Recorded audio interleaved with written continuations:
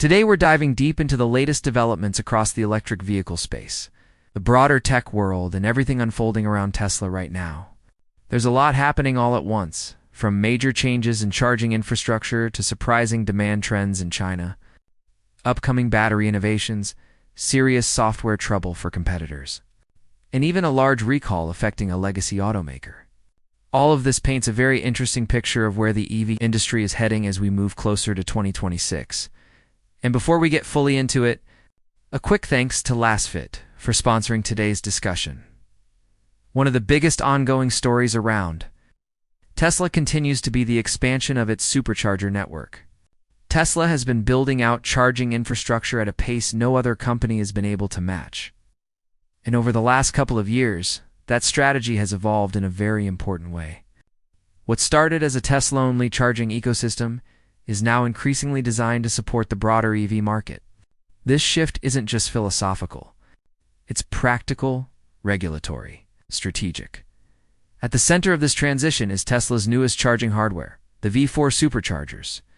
These stations represent a major step forward compared to earlier generations. It's not only in terms of power delivery, but also in usability and compatibility. One of the most noticeable differences with V4 Superchargers is the longer charging cables. That may sound minor, but it's actually a critical change because many non-Tesla EVs have charge ports located in different positions than Tesla vehicles. Earlier superchargers were clearly optimized for Tesla's own designs, are built with flexibility in mind.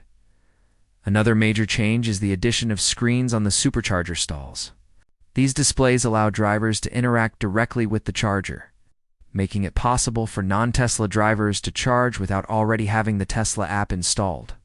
This is especially important as Tesla works to meet regulatory requirements in different regions, particularly in the United States and Europe, where rules increasingly require on-site payment options for public charging stations. Initially, many V4 Supercharger installations included individual credit card readers on each stall. Each post had its own small screen and card reader so that drivers could tap or insert a card directly at the charger. While this approach satisfied regulations, it also introduced more hardware complexity, more maintenance points, and higher costs over time. Tesla, as usual, appears to be rethinking that approach with a more streamlined solution. What we're now seeing at some updated V4 Supercharger locations is a shift away from individual card readers on each stall and toward a single, centralized payment kiosk for the entire station. Instead of every charger having its own payment interface, the station features one central touchscreen terminal that handles payment authorization and session control. Under this new setup, drivers who want to pay with a credit or debit card will pull into a stall, plug in their vehicle, and then walk over to the central kiosk. From there, they can authorize the charging session, start charging, and even monitor the session's progress. This kiosk essentially acts as the control hub for the entire charging site. From Tesla's perspective, this change makes a lot of sense. Centralized hardware is easier and cheaper to maintain than dozens of individual card readers spread across multiple stalls. Fewer components mean fewer failures, less downtime, and lower long-term support costs. For a company that operates tens of thousands of charging stalls globally, even small savings per unit can add up to massive cost reductions.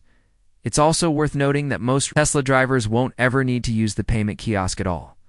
Tesla owners typically initiate charging automatically through their vehicle or through the Tesla app.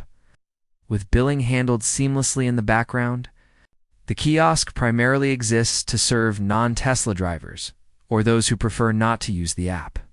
Ensuring compliance with regulations like the NEVI requirements in the United States, pricing dynamics also play a role here.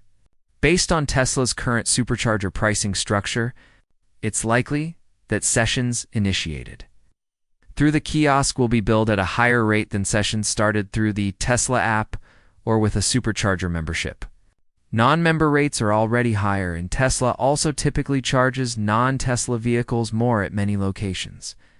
This pricing structure subtly nudges drivers toward using the app and potentially signing up for a membership. while still offering an accessible option for everyone? Overall, this approach reflects Tesla's broader philosophy.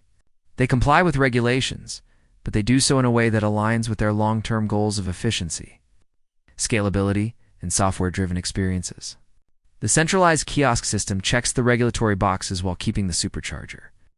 Network streamlined and future-proof, shifting from infrastructure to vehicle sales, Tesla's delivery and demand patterns continue to fluctuate, especially as global incentives, tax credits, and market conditions change.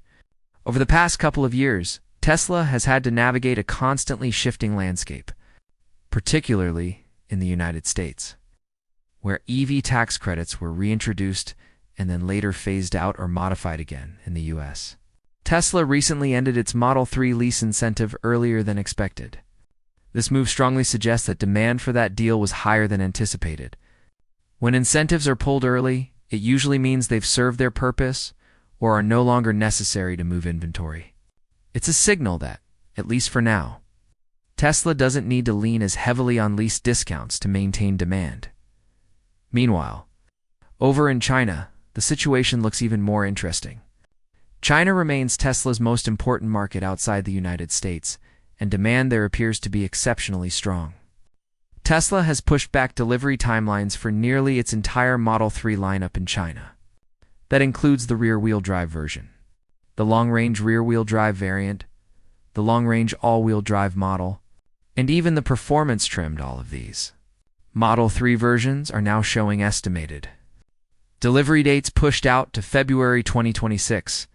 That effectively means they're sold out through the remainder of 2025 and into early 2026. This is a significant indicator of demand, especially given the competitive EV landscape in China, where domestic manufacturers are aggressively pricing and rapidly innovating. The same trend largely applies to the Model Y in China, with the exception of one specific trim, the rear-wheel drive Model Y. Nearly all versions of the Model Y are also showing earliest delivery dates in February 2026. This again points to extremely strong demand across Tesla's lineup. It's worth highlighting that the Chinese market has several Model Y variants that aren't available in the United States.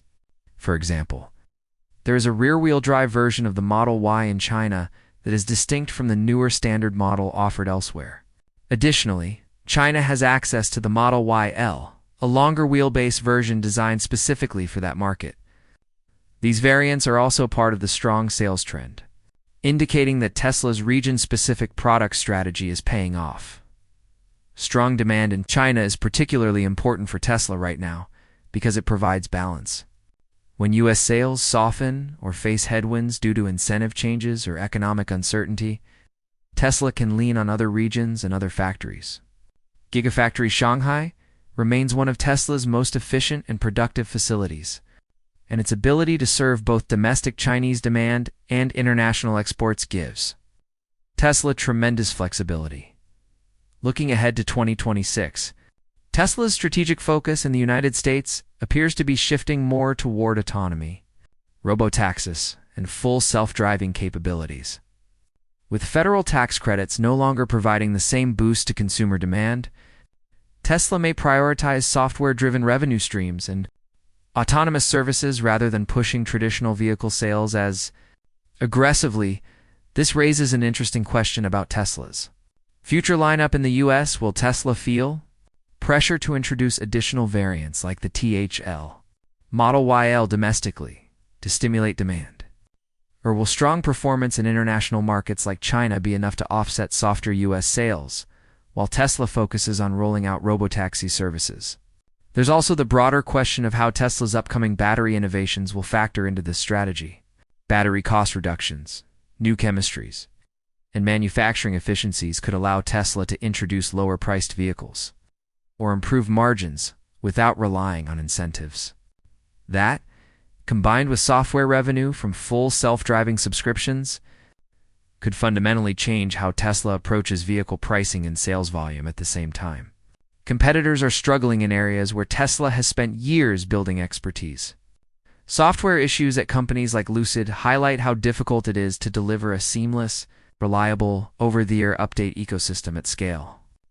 Legacy automakers continue to grapple with recalls and quality issues, reminding consumers that transitioning to EVs isn't just about batteries and motors, but also about software integration, supply chains, and long-term support. Tesla's ability to adapt quickly, simplify systems like its Supercharger network, and shift focus between markets is one of its biggest advantages. While no strategy is without risk, the current data suggests Tesla is positioning itself to weather short-term fluctuations while building toward a future dominated by autonomy, energy integration, and global scale. As we move closer to 2026, it will be fascinating to see how these pieces come together. Will Tesla